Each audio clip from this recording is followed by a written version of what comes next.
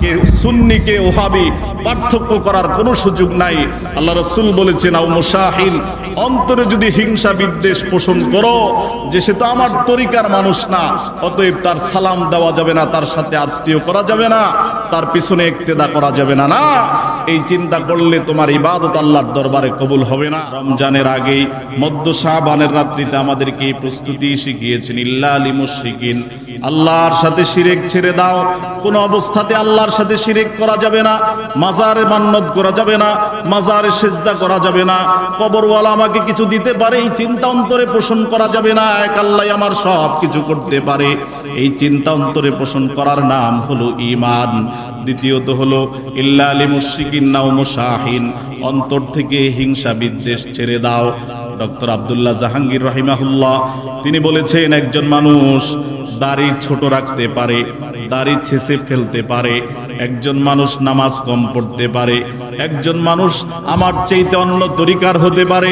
আপনি এক পীরের মুরিদ, আমি অন্য পীরের মুরিদ, আমি আলিয়া মাদ্রাসার ছাত্র, আপনি কওমি মাদ্রাসার ছাত্র হতে পারেন। এই হিসেবে দাড়ি নাই, আরেকজন ভাইয়ের দাড়ি আছে, নবীর সুন্নত রাখার কারণে আপনি তাকে একটু বেশি ভালোবাসলেন, বেশি মর্যাদা দিলেন। কিন্তু যেই বান্দার চেহারার মধ্যে দাড়ি নাই, মুসলমান হিসাবে ঈমান গ্রহণ করেছে, ওই বান্দার প্রতি আপনি হিংসা বিদ্বেষ পোষণ করা যাবে না। দাড়ি নাই তো কি হয়েছে, সে তো ঈমান এনেছে আল্লাহর উপরে, বুঝ আসলে দাড়ি চেহারায় চলে আসবে। হিংসা করা যাবে না, কে সুন্নি কে ওহাবি পার্থক্য করার কোনো সুযোগ নাই। আল্লাহ রাসূল বলেছেন আও মুশাহিন, অন্তরে যদি হিংসা বিদ্বেষ পোষণ করো যে সে তো আমার তরিকার মানুষ না, অতএব তার সালাম দেওয়া যাবে না, তার সাথে আত্মীয় করা যাবে না, তার পিছনে ইক্তেদা করা যাবে না। না, এই চিন্তা করলে তোমার ইবাদত আল্লাহর দরবারে কবুল হবে না। আল্লাহ পাকের হাবিব তোমাকে এই মেসেজ দিচ্ছেন, ইল্লা লিল মুশরিকিন আও মুশাহিন, হিংসা বিদ্বেষ ছেড়ে দাও। যার অন্তরে হিংসা নাই সে জান্নাতি মানুষ। সুবহানাল্লাহ, কি মানুষ ভাই, সে একজন জান্নাতি মানুষ যার অন্তরে হিংসা নাই। নবীজি সাল্লাল্লাহু আলাইহি ওয়াসাল্লাম বলেছেন, এই ব্যক্তি জান্নাতি, এই ব্যক্তি জান্নাতি, এই ব্যক্তি জান্নাতি। একজনের ব্যাপারে 3 দিন বললেন 3 মজলিসে। একজন সাহাবী তার বাড়িতে 2-3 দিন থাকলেন, থাকার পরে বললেন, ভাই আমার তেমন কোনো আমল তো আপনি আমার চাইতে বেশি করেন না, আল্লাহ রাসূল আপনার ব্যাপারে 3 দিন বললেন আপনি জান্নাতি, কারণ কি? বলে কারণ একটা আছে, বলে আমার কোনো আমল নাই, কিন্তু একটা কাজ আমি করি, প্রতিদিন শোয়ার সময় বলি, আল্লাহ আমার অন্তরে কোনো মুসলমান ভাইয়ের প্রতি হিংসা বিদ্বেষ নাই। সুবহানাল্লাহ, এই যে একটা ফ্রেশ মন নিয়ে আমি ঘুমাই, এই কারণে হয়তো আল্লাহ রাসূল আমাকে জান্নাতের সার্টিফিকেট দিয়েছেন। সুবহানাল্লাহ। এজন্য ভাইরা, মাসলাক যার যার, দ্বীন ইসলাম সবার, ঈমানের বলে বলিয়ান হন। এক আল্লাহর জমিনে আল্লাহর দ্বীন বাস্তবায়ন করার জন্য আমরা সকলে ঐক্যবদ্ধ থাকার চেষ্টা করি। আল্লাহ পাক আমাদের সকলকে তৌফিক দান করুন, আমিন। আল্লাহ পাক বলছেন, হে ঈমানদারেরা, তোমরা ঐক্যবদ্ধ থাকো, সংঘবদ্ধ হও। ইসলাম নিজে নিজেই আপনি আমি চেষ্টা করলে, একজন যদি চেষ্টা করি, এই সমাজে পরিপূর্ণভাবে ইসলাম কায়েম করা সম্ভব হবে না। আর যদি আমরা সম্মিলিতভাবে চেষ্টা করি, সকলের প্রচেষ্টায় সমাজে আমরা আইন করে দিলাম, মসজিদের ইমামের মুখ থেকে ঘোষণা আসলো, আগামীকাল এই মসজিদের যত মুসল্লি আছে, আলেম ওলামা ছাত্র শিক্ষক সকলে মিলে আমরা এক প্ল্যাটফর্মে দাঁড়িয়ে ঘোষণা দিয়েছি, এই সমাজে কোনো জিনা, ব্যভিচার, গান, বাদ্য ইত্যাদি চালানো যাবে না। যদি সকলে ঐক্যবদ্ধ থাকে, এই আইন বাস্তবায়ন করা সহজ হবে না কঠিন হবে? সহজ হবে। এজন্য ভাইরা, আল্লাহ পাক বলছেন, ওয়াতাসিমু বিহাবলিল্লাহি জামিআ, তোমরা ঐক্যবদ্ধ থাকো, ওয়ালা তাফাররাকু, সাবধান তোমরা বিচ্ছিন্ন হইও না। মুসলমান যদি বিচ্ছিন্ন হয়ে যায়, তাহলে আমরা যারা ঈমানের বলে বলিয়ান, নিজের জীবনকে আল্লাহর জন্য উৎসর্গ করে দেওয়ার মতো হিম্মত আমাদের হৃদয়ে স্থাপন করি, ঈমান থাকা সত্ত্বেও কাফের বেদিন বেঈমানেরা আমাদের ঘাড়ের উপরে বসে আমাদেরকে শাসন করছে, ঠিক কিনা? এজন্য ভাইরা, ঐক্যবদ্ধ থাকা, মাসলাক যার যার। আপনার মন চাইছে আপনি অন্য কোনো ইখতিলাফে বিশ্বাসী, অন্য কোনো পীরের মুরিদ, অন্য কোনো মাদ্রাসার অঙ্গনের ছাত্র, আপনি কিন্তু ইসলাম আপনার আমার কাছে আল্লাহর দ্বীন একটি আমানত। দ্বীন আমাদের কাছে কি আমানত। চাইলেই মন চাই যেভাবে এইভাবে দ্বীনের পরিচালনা করা যাবে না। আল্লাহ পাক আমাদের জন্য প্র্যাকটিক্যাল গ্রন্থ দিয়েছেন, সংবিধান দিয়েছেন আল কোরআনুল কারীম। ওটা জীবন ব্যবস্থা হবে কোরআনের সংবিধান অনুযায়ী। এজন্য নাসির আল হানাফি ভাই, কাদলা বড় বাড়ির মানুষ, বড় মনের মানুষ, তাদের এই আয়োজনে আজকে যারা আমরা সাড়া দিয়ে এসেছি আন্তরিকভাবে ধন্যবাদ জানাই। এই ব্যানারে বাংলাদেশের প্রতিটি ওলামা, তলাবা, ছাত্র, শিক্ষক, আজ যদি বাংলাদেশের লক্ষ কোটি মুসলমান একসাথ করার মতো হিম্মত কেউ সাহস করে, অন্তরে এই ধারণা পোষণ করে যে সারা বাংলাদেশের মানুষের কাছে একটি মেসেজ পৌঁছিয়ে দিব, সেটা ওলামায়ে কেরাম যদি এক হয়ে কাজ করে, বাংলাদেশে কোনো নাস্তিক মুরতাদ কথা বলার সাহস পাবে না। কি বলেন ভাই? মসজিদে এই যে দেখেন বর্তমান শিক্ষা ব্যবস্থার উপরে যে স্টিম রোলার তারা চালিয়েছে, কিভাবে মুসলমানের সন্তানগুলোকে ধ্বংস করে দেওয়া যায়। মুসলমানের সন্তান স্কুল মাদ্রাসায় পড়বে, যাদের আদর্শ ছিল জনাবে মুহাম্মদুর রাসূলুল্লাহ সাল্লাল্লাহু আলাইহি ওয়াসাল্লাম। আল্লাহ পাক যার শানে বলেছেন লাকাদ কানা লাকুম ফি রাসূলিল্লাহি উসওয়াতুন হাসানা, আপনাকে আমি উত্তম আদর্শ দিয়ে সৃষ্টি করেছি, আমাদের আদর্শ হবে মুহাম্মদুর রাসূলুল্লাহ সাল্লাল্লাহু আলাইহি ওয়াসাল্লাম। অথচ এই ৯৫% মুসলমানের দেশে আজকে আমাদের শিক্ষা সিলেবাসে নবীজির আদর্শ শিক্ষা দেওয়ার মতো কোনো শিক্ষা সিলেবাস বাংলাদেশের বইয়ের মধ্যে পাওয়া যায় না। এজন্য আমাদের দরকার কি ভাই? ঐক্যবদ্ধ হওয়া। আর এই ঐক্যবদ্ধতার ব্যানারে এক নম্বরে যদি আলেম ওলামা, ছাত্র, শিক্ষক যদি এক হয়ে যায়, মসজিদের মেম্বার থেকে আমরা যেই মেসেজ দিব, এই বাংলাদেশের জনসাধারণ, মুসল্লি যারা, সাধারণ মানুষ যারা, ইসলাম ঈমানে বিশ্বাসী যারা, তারা আমাদের মেসেজকে আরোহণ করতে, ধারণ করতে সহজ হবে না কঠিন হবে? সহজ হবে। আলহামদুলিল্লাহ, বর্তমানে যারা শিক্ষানীতিকে পরিবর্তন করেছে তাদের মাথা খারাপ হয়ে গিয়েছে। যারা মাদ্রাসার বিপক্ষে কথা বলেছে, আজকে বাংলাদেশের বর্তমান অবস্থা প্রমাণ করে মাদ্রাসায় দিন দিন ছাত্র বাড়তেছে, স্কুল, কলেজ, ভার্সিটি, প্রাথমিক বিদ্যালয় পর্যন্ত শিক্ষার্থী কমতেছে। কারণ কি? এদেশের মানুষ নামাজ এক ওয়াক্ত কম পড়তে পারে, রোজা ৩০টার জায়গায় ২৫টা রাখতে পারে।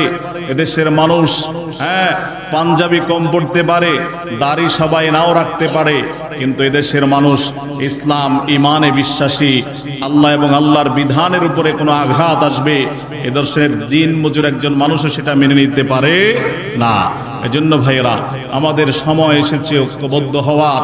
আমরা যদি এক জায়গায় এসে অবস্থান করি, মুসলমানের সন্তান হিসেবে আমার ছেলে পড়াশোনা করবে, আমার ছেলে জানে না আমার নবীর নাম কি, আমার ছেলে জানে না আমার নবীর বাবার নাম কি, আমার ছেলে জানে না আমার নবীর আদর্শ কি, আমি যদি আমার সন্তানকে সেই শিক্ষায় শিক্ষিত করতে না পারি, আর যদি বসে বসে সার্টিফিকেট পাওয়ার জন্য চেষ্টা করি, এক সময় এ জাতির অধঃপতন ছাড়া আর কিছুই হবে না।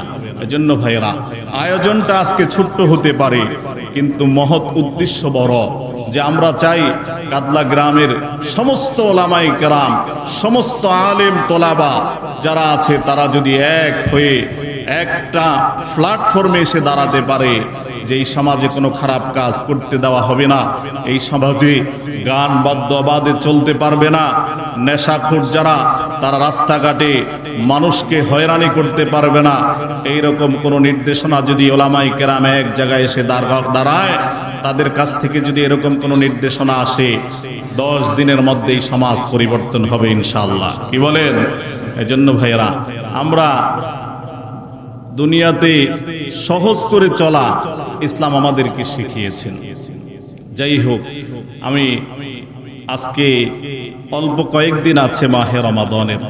আল্লাহ রাসূল সাল্লাল্লাহু আলাইহি ওয়াসাল্লাম রজব মাস থেকেই আমাদেরকে রমাদানুল মুবারকের মেসেজ দিয়েছেন, দোয়া শিখিয়েছেন। আল্লাহুম্মা বারিক লানা ফি রজব ওয়া শাবান ওয়া বাল্লিগনা রমাদান। আল্লাহ আমাকে রজব এবং শাবান এই 2 মাসের বরকত দান করো, রমাদান পর্যন্ত আমার হায়াতকে বৃদ্ধি করে দাও। সুবহানাল্লাহ। আরবি মাসের মধ্যে 12টি মাসের মধ্যে সবচেয়ে সর্বশ্রেষ্ঠ উত্তম মাস হলো মাহে রমাদান মাস। এই মাস হলো কোরআন নাজিলের মাস, এ মাস হলো রহমত পাওয়ার মাস, এ মাস হলো গুনাহ মাফ করার মাস, এ মাস হলো আল্লাহর পক্ষ থেকে আল্লাহর নৈকট্য অর্জনের মাস। নবীজি সাল্লাল্লাহু আলাইহি ওয়াসাল্লাম হাদিস শরীফে ইরশাদ করেছেন, বাউদা মান নাদরাকা রমাদান ফালাম ইগফার লা, যে ব্যক্তি মাহে রমজান পেয়ে নিজের আমলনামা থেকে গুনাহ মাফ করিয়ে নিতে পারলো না, জিবরাইল আলাইহিস সালাম আল্লাহর পক্ষ থেকে এসে নবীজির কাছে বলছে, ইয়া রাসূলুল্লাহ, আমি আপনাকে বলছি আপনি তার জন্য বদদুয়া করুন। বাউদা মান নাদরাকা রমাদান ফালাম ইগফার লা, রমজান মাসের মতো এত মহামান্বিত মাস পেয়ে আল্লাহর যে বান্দারা গুনাহ মাফ করিয়ে নিতে পারলো না, আল্লাহর রহমত প্রাপ্ত বান্দা হতে পারলো না, তারা ধ্বংস হয়ে যাক, তাদের উপরে আল্লাহর লানত। নাউজুবিল্লাহ। এজন্য ভাইরা, এই যে কত কিছুদিন আগেই চলে গেল মধ্য শাবানের রাত্রি, যেই রাত্রিকে আমাদের সমাজে শবে বরাত রাত্রি নামে আমাদের কাছে পরিচিত লাভ করেছে। শবে বরাতের রাত্রি অনেকেই বলে শবে বরাত বলতে কিছুই নাই। না না না, তাদের কথা মানা যাবে না।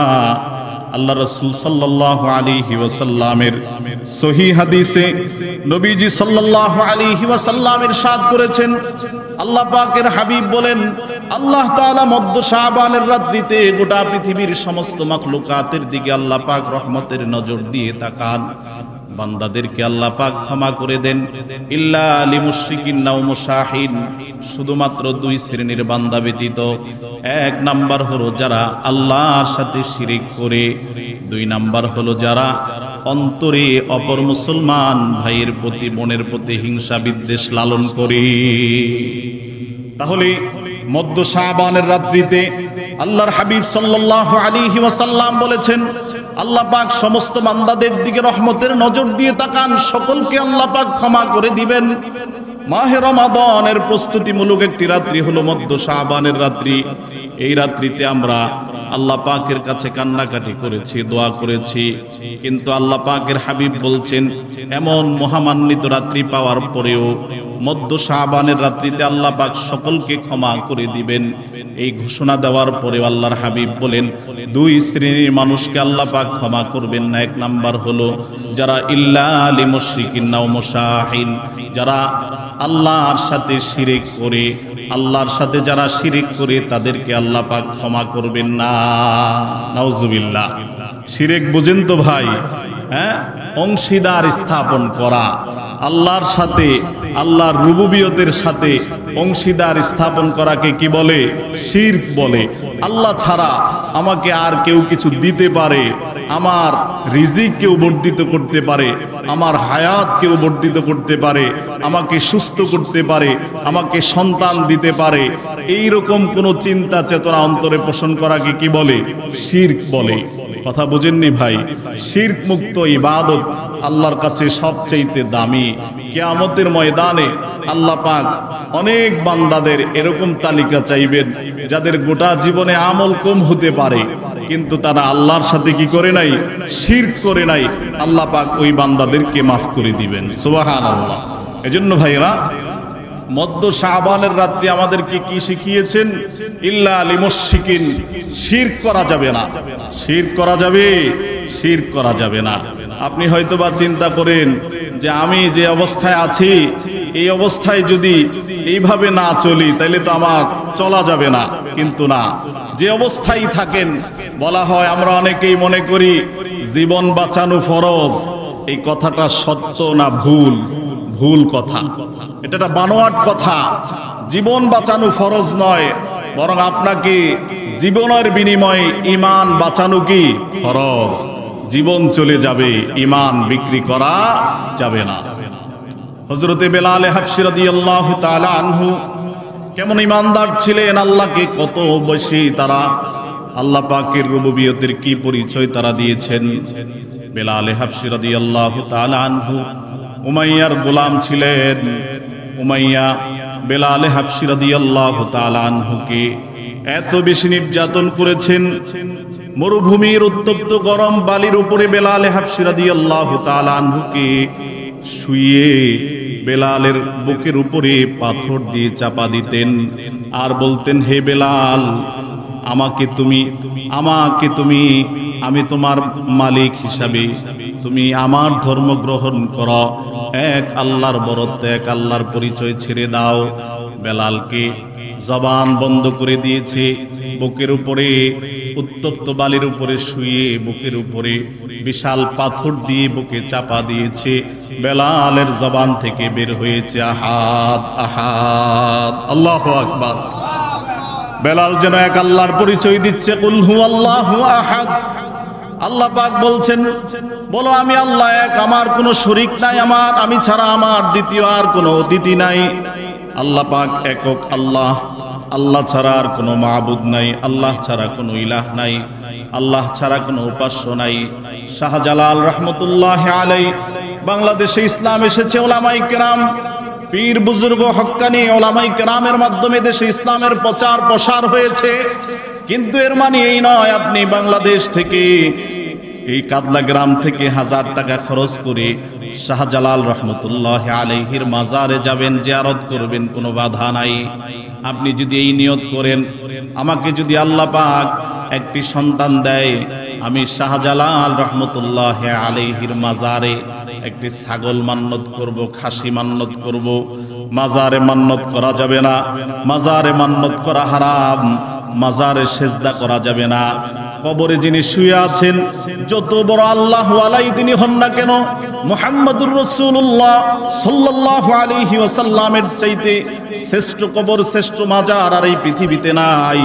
ওখানে যারা আল্লাহর নবীর কবর জিয়ারত করতে যায়, নবীজির রওজা মুবারকের পাশে যাওয়ার পরে হাজী সাহেবদের কাছ থেকে শোনা যায়, ওই দেশের দায়িত্বপ্রাপ্ত যারা ডিউটি করে, ওই দেশের পুলিশ বাহিনী বলে, হে আল্লাহর বান্দা হাজী সাহেব, নবীজির রওজা শরীফের দিকে ফিরে হাত উঠিও না, নবীজির কাছে কিছু চেও না, আল্লাহর রাসূল তোমাকে কিছু দিতে পারবে না, দেওয়ার মালিক হলো একমাত্র আল্লাহ। সুবহানাল্লাহ। কনসেপ্ট ঠিক করতে হবে। মধ্য শাবানের রাতে আমাকে শিখিয়েছে, ইল্লা লি মুশরিকিন নাও মুশাহিন, আল্লাহর সাথে শিরিক করা যাবে না কোনো অবস্থাতেই না। আমার ঈমান চলে যাবে, আমার জীবন চলে যাবে, কিন্তু আমার ঈমান বিক্রি করা যাবে না। ঈমানের উপরে নিজেকে মজবুত রাখতে হবে। আল্লাহ রাসূল সাল্লাল্লাহু আলাইহি ওয়াসাল্লাম নবীজি মিরাজের রাত্রিতে সপ্ত আসমানের উপরে গিয়ে আল্লাহ রাসূল যখন জান্নাত পরিদর্শন করলেন, নবীজি জান্নাতে যাওয়ার পরে জান্নাত থেকে আল্লাহ রাসূল সুঘ্রাণ পাচ্ছেন। নবীজি বললেন, এই সুঘ্রাণ কার কাছ থেকে আসতেছে? জিবরাইল আলাইহিস সালাম বললেন, ইয়া রাসূলুল্লাহ, এই যে সুঘ্রাণটা আসতেছে এটা হলো ফেরাউনের একজন চাকরানির কবরের সুঘ্রাণ। সুবহানাল্লাহ। ফেরাউনের চাকরানির কবরের সুঘ্রাণ আসছে। জিবরাইল আলাইহিস সালাম নবীজিকে যখন এই পরিচয় দিলেন, আল্লাহ রাসূল বললেন, সে কি এমন আমল করেছে? বলে, ফেরাউনের চাকরানি। নবীজি সাল্লাল্লাহু আলাইহি ওয়াসাল্লামের কাছে জিবরাইল বলছে, ইয়া রাসূলুল্লাহ, ফেরাউনের মেয়ের চুল আছড়িয়ে দিচ্ছে, হঠাৎ করে হাত থেকে চিরুনিটা মাটিতে পড়ে গেল। ফেরাউনের এই চাকরানির চাকরানি মাটি থেকে চিরুনি উঠিয়ে আল্লাহর নাম নিয়ে আবার তার চুল আছড়ানো শুরু করে দিয়েছে। সুবহানাল্লাহ। আশ্চর্য হয়ে গেলেন ফেরাউনের মেয়ে। চিন্তা করলেন যে গোটা মিশর আমার বাবার আদর্শ অনুযায়ী চলে, আমার বাবাকে রব হিসাবে মানে, অথচ আমার বাবার চাকরানি হওয়া সত্ত্বেও সে আমার বাবাকে নাম না নিয়ে আল্লাহর নাম কেন নিচ্ছে? এজন্য সে বাবার কাছে নালিশ করলেন। বাবার কাছে নালিশ করলেন ফেরাউনের চাকরানির বিরুদ্ধে। চাকরানির বিরুদ্ধে নালিশ করার পরে ফেরাউন তাকে বললেন, ধমক দিলেন, শাস্তি দেওয়ার জন্য বললেন, তাড়াতাড়ি তুমি আল্লাহর পরিচয় ছেড়ে দাও, ঈমান ছেড়ে দাও, একমাত্র আনা রব্বুকুমুল আলা, আমাকে সবচাইতে বড় খোদা হিসাবে তুমি মেনে নাও। আল্লাহর বান্দি বললেন, না না না, আমি তোমার চাকরানি হতে পারি, তোমার খেদমত করতে পারি, কিন্তু আমি এক আল্লাহর পরিচয় দিচ্ছি, আমি তাকে ছাড়া আর কারো উপরে ঈমান আনবো না। সুবহানাল্লাহ। ফেরাউন যখন তাকে বললেন, তোমাকে তাহলে কঠিন শাস্তি দেওয়া হবে, তার দুইটা সন্তান ছিল। ফেরাউন এবার ওই নারীকে, ওই দাসীকে শাস্তি দেওয়ার জন্য প্রজ্বলিত আগুনের উপরে গরম তেলের করিয়া গরম তেলকে গরম করা হলো। এবার ওখানে তার একজন সন্তানকে ফেলানোর জন্য প্রস্তুতি নিলেন। বললেন, হে আল্লাহর বান্দি, তাড়াতাড়ি তুমি ঈমান ছেড়ে দাও, আমাকে সবচাইতে বড় রব হিসাবে মেনে নাও। আল্লাহর বান্দি বললেন, না না না। এরপরে সিদ্ধান্ত আসলো, কোলের সন্তান এবং এই বান্দিকে এইমাত্র তাকে গরম তেলের মধ্যে ছেড়ে দেওয়া হবে। বান্দি চিন্তা করছে, কোন দিকে যাব, সিদ্ধান্ত কিভাবে নিব, এক আল্লাহর উপরে ঈমান রাখবো না ফেরাউনের উপরে ঈমান আনবো। এই চিন্তা যখন তার অন্তরে তৈরি হলো, আল্লাহ পাক শিশু বাচ্চার জবান খুলে দিলেন। বাচ্চা বলছে, মা আমার, তোমার সামনে যেই প্রজ্বলিত আগুনের মধ্যে গরম তেলকে গরম করা হচ্ছে, জ্বালানো হচ্ছে, তুমি ভয় পেও না, ঈমান থেকে বিচ্যুত হইও না, ঈমান থেকে সরে যেও না। আমি দেখতে পাচ্ছি গরম তেলের মধ্যে তোমার জন্য আল্লাহর জান্নাতের বাগান দেখা যায়। সুবহানাল্লাহ। অতএব মা আমার, পরিচয় দেওয়া এক আল্লাহর উপরে, লা ইলাহা ইল্লাল্লাহু মুসা কালিমুল্লাহ, মুসার উপরেই তুমি মুসাকে নবী হিসাবে মেনে নাও, এক আল্লাহর পরিচয় দাও, তোমার জীবন চলে যাবে যাক, তারপরেও ঈমান থেকে সরা যাবে না। আল্লাহ রাসূল সাল্লাল্লাহু আলাইহি ওয়াসাল্লাম রমজানের আগে মধ্য শাবানের রাত্রিতে আমাদেরকে এই প্রস্তুতি শিখিয়েছেন, ইল্লা লিল মুশরিকিন, আল্লাহর সাথে শিরক ছেড়ে দাও।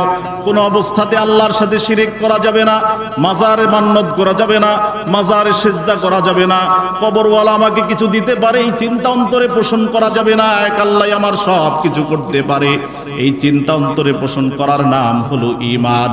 দ্বিতীয়ত হলো ইল্লা লিল মুশরিকিন নাও মুশাহিন, অন্তর থেকে হিংসা বিদ্বেষ ছেড়ে দাও।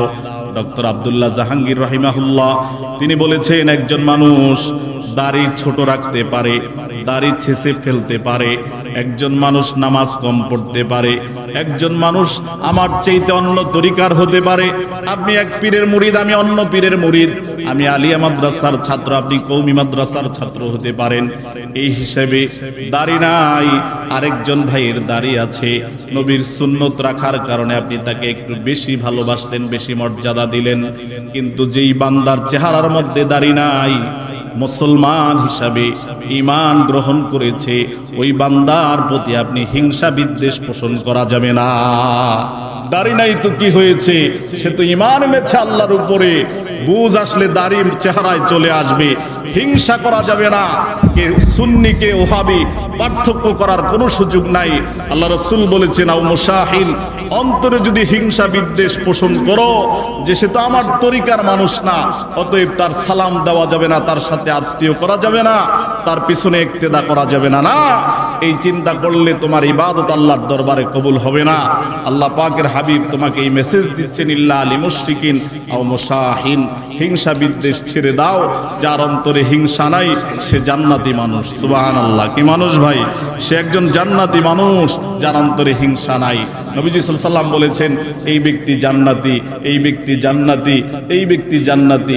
একজনের ব্যাপারে 3 দিন বললেন 3 মজলিসে। একজন সাহাবী তার বাড়িতে 2-3 দিন থাকলেন, থাকার পরে বললেন, ভাই আমার তেমন কোনো আমল তো আপনি আমার চাইতে বেশি করেন না, আল্লাহ রাসূল আপনার ব্যাপারে 3 দিন বললেন আপনি জান্নাতি, কারণ কি? বলে, কারণ একটা আছে, বলে আমার কোনো আমল নাই, কিন্তু একটা কাজ আমি করি, প্রতিদিন শোয়ার সময় বলি, আল্লাহ আমার অন্তরে কোনো মুসলমান ভাইয়ের প্রতি হিংসা বিদ্বেষ নাই। সুবহানাল্লাহ, এই যে একটা ফ্রেশ মন নিয়ে আমি ঘুমাই, এই কারণে হয়তো আল্লাহ রাসূল আমাকে জান্নাতের সার্টিফিকেট দিয়েছেন। সুবহানাল্লাহ। এজন্য ভাইরা, মাসলাক যার যার, দ্বীন ইসলাম সবার, ঈমানের বলে বলিয়ান হন। এক আল্লাহর জমিনে আল্লাহর দ্বীন বাস্তবায়ন করার জন্য আমরা সকলে ঐক্যবদ্ধ থাকার চেষ্টা করি। আল্লাহ পাক আমাদের সকলকে তৌফিক দান করুন।